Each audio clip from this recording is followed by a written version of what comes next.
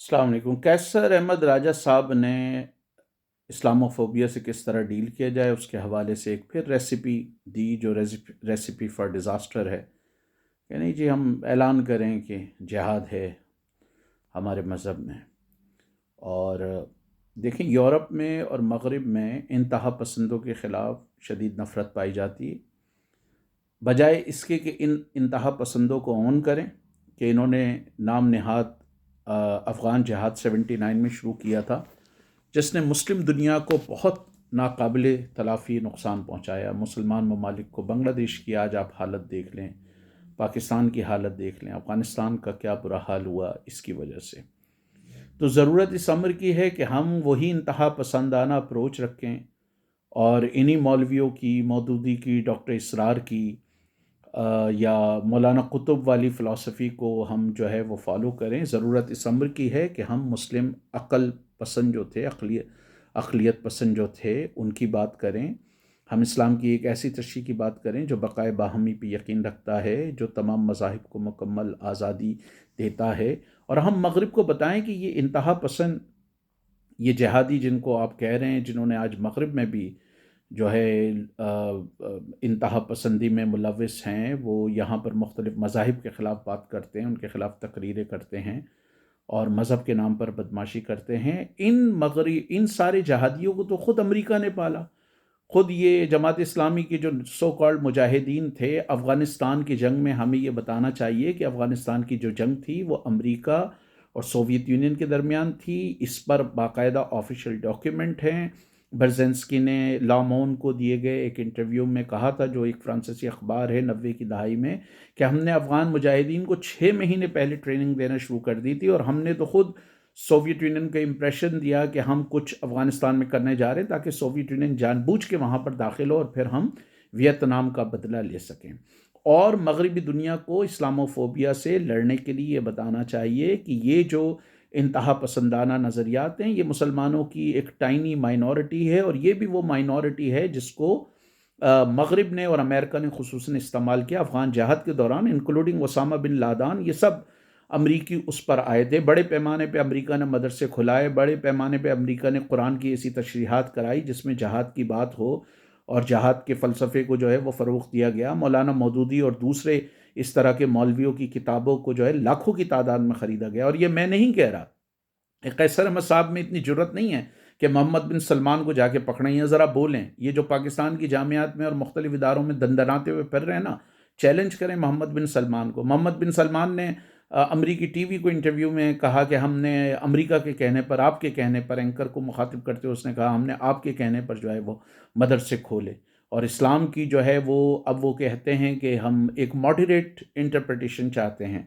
तो सबसे अहम बात यह है कि इस्लाम की जो एक मॉडरेट इंटरप्रिटेशन है, जो बक़ाए बाहमी पे यकीन रखती है, जिस तरह मीसाक मदीना में रसूलुल्लाह सल्लल्लाहु अलैहि वसल्लम ने तमाम मजहबी अक़लियतों को मुकम्मल आज़ादी दी, इस तरह की मुकम्मल आज़ादी हमें मौलाना मौदूदी की तशरीह नहीं चाहिए, हमें डॉक्टर इसरार की, इब्न तैमिया की और इमाम गज़ाली की तशरीह नहीं चाहिए। रसूलुल्लाह सल्लल्लाहु अलैहि वसल्लम का मीसाक मदीना मौजूद है और वहाँ पे कंप्लीट रिलीजियस फ्रीडम का लिखा हुआ है, कोई ये नहीं लिखा कि ये आज़ादी होगी या नहीं होगी।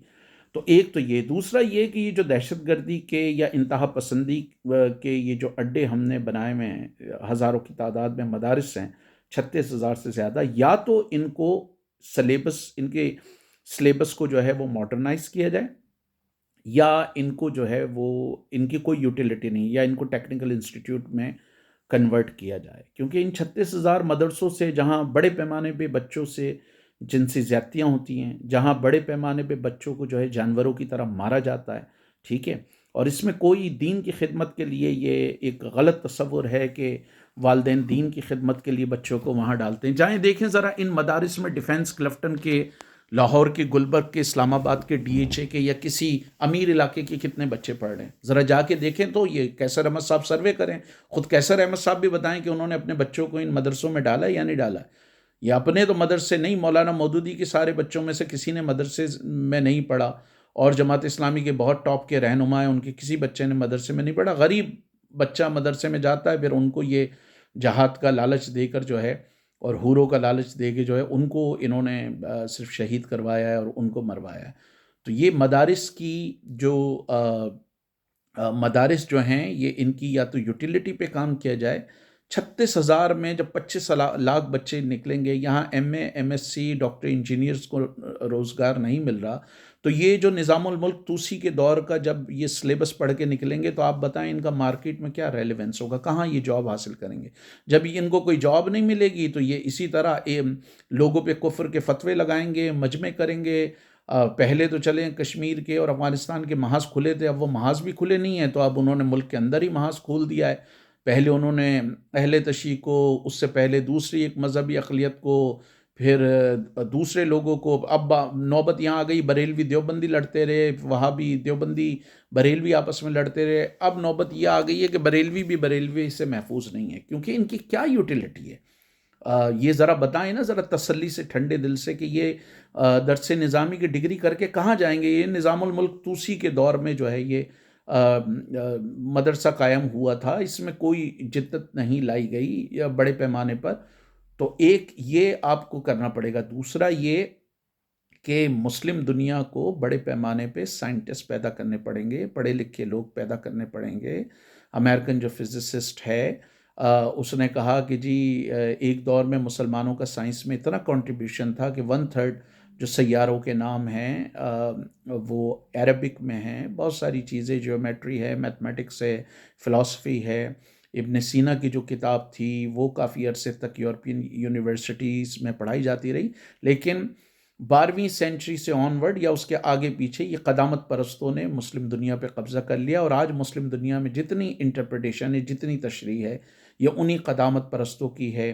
وہ امام حنبل سے شروع ہوئی، پھر ابوالحسن اشعری، اور یہ امام غزالی، ابن تیمیہ، ان سارے لوگوں نے. پھر جدید ٹائم میں جو ہے مولانا مودودی، ڈاکٹر اسرار احمد، اور یہ جو ہے مولانا قطب، اس طرح لوگوں نے جو ہے نا یہ اسلام کی تشریح کو ہائی جیک کر لیا ہے. اور اب انہی کی جو مین اسٹریم تشریح ہے وہ انہی کی تشریح ہے، قدامت پرستی کی، جس میں جو ہے وہ جو آپ کا بنیادی طور پر یہ ہے تقدیر پسندی، کہ جی ہر کام جو وہ کر رہے ہیں وہ اللہ کی طرف سے ہو رہا ہے. تو اگر سندھ کے کچھ علاقوں میں ڈاکو لوٹ رہے ہیں، رحیم یار خان میں ڈاکو لوٹ رہے ہیں، تو وہ بھی اللہ کے حکم سے نعوذ باللہ ہو رہا ہے. کوئی کسی کو قتل کر رہا ہے، وہ بھی ان سے ہو رہا ہے. جو عقلیت پسند مسلمان سائنسدان تھے وہ کہتے کہ اللہ تعالیٰ نے انسانوں کو عقل سلیم عطا کی ہے، اور اس عقل سلیم کو جو ہے انہیں ہر معاملے میں استعمال کرنا چاہیے. مذہب کے معاملے میں بھی استعمال کرنا چاہیے، اور دنیاوی معاملات میں بھی استعمال کرنا چاہیے. تو وہ بنیادی طور پر ہمیں یہ بتانا پڑے گا. پھر جب یہ ہم پر الزام لگاتے ہیں کہ مسلمان انتہا پسند ہیں، تو اسلاموفوبیا کو کاؤنٹر کرنے کے لیے ہمیں ان کو یہ بتانا چاہیے، بھائی یہ افغان مجاہدین امریکہ اور اس کے اتحادیوں نے بنائے، اسامہ بن لادن ان کے اتحادیوں نے بنایا، دہشت گرد ایمن سواری ہو یا دہشت گرد اسامہ بن لادن ہو، یہ سارے کے سارے دہشت گرد امریکہ نے وہ کیے، امریکہ کے اور مغرب کے پہ اس پر تھے. اور یہ صرف نہیں کہ وہیں پر استعمال کیا، اس کے باوجود اس کے بعد چیچنیا میں 90 کی دہائی میں جو دہشت گرد تھے ان کو لیے امریکہ اور مغرب سافٹ کارنر رکھتا تھا. بوسنیا میں کوسوو لبریشن آرمی میں جو انتہا پسند لڑ رہے تھے ان کے لیے سافٹ کارنر رکھتا تھا. اور آج بھی میں یہ دعوے سے کہتا ہوں، یہ قیصر احمد صاحب اس دعوے کو جھٹلا نہیں سکتے، کہ آج بھی اگر چین میں یہ جو مغربی پروونس ہے چین کا، وہاں ترکستان جو آرمی ہے، ایسٹ ترکستان موومنٹ جو ہے، اگر اس کے لوگ کھڑے ہو جائیں چائنا کے خلاف تو اس کی سب سے زیادہ حمایت مغرب کرے گا. اسی طرح سیریا میں ان کی بشار الاسد سے لڑائی تھی، انہوں نے داعش کو کھڑا کیا. صدام سے ان کی لڑائی تھی جو ایک سیکولر ڈکٹیٹر تھا، وہاں پر بھی انہوں نے فرقہ پرستی کو دیا. اور پوری تاریخی طور پہ ہمیں یہ بتانا چاہیے کہ مغرب نے تاریخی طور پر ہمیشہ ان انتہا پسندوں کو سپورٹ کیا، جو آج مغرب کے لیے بھی پرابلم پیدا کر رہے ہیں. چاہے وہ مصر میں اخوان المسلمین ہو، جس نے جمال عبد الناصر کے خلاف جو ہے تحریک چلائی، اور اس نے بالکل سوئس کینال پر خاموشی اختیار کی اس کے نیشنلائزیشن پر، جو ان کی قومی دولت تھی. انڈونیزیا میں ماسچومی جماعت اسلامی ٹائپ کی پارٹی، اس کو مغرب نے سپورٹ کیا. ایران میں آیت اللہ کاشانی، جس نے مصدق کی گورنمنٹ گروانے میں بڑا اہم کردار ادا کیا، اس گورنمنٹ کو جو امریکن CIA اور برٹش انٹیلیجنس کی مدد سے گرایا گیا، اور اس کا ساتھ دے رہا تھا ملا آیت اللہ کاشانی. بالکل اسی طرح آپ دوسرے ممالک میں بھی دیکھ لیں کہ کس طرح افغانستان میں حزب اسلامی جو گلبدین حکمت یار کی، اور جتنے یہ نام نہاد مجاہدین تھے، ان کی آپ آج بھی ویڈیو اٹھا کے دیکھ لیں. پریزیڈنٹ ریگن کے ساتھ ان کی کئی مجاہدین کی جو ہے ویڈیو ہیں. تو یہ طریقہ ہوگا، اور یہاں پر جو سیاسی جماعتیں پوری دنیا میں، ہماری دنیا میں، مغربی ممالک میں جو سیاسی جماعتیں اسلامو فوبیا کے حوالے سے مسلمانوں کو سپورٹ کر رہی ہیں، ان سے ہاتھ ملایا جائے، ان سے بات کی جائے، اور ان کے ساتھ مل کر سیاسی جد و جہد شروع کی جائے. یہ ہے اسلامو فوبیا کو روکنے کا اور لڑنے کا طریقہ، جو کسی حد تک معاون ہو سکتا ہے.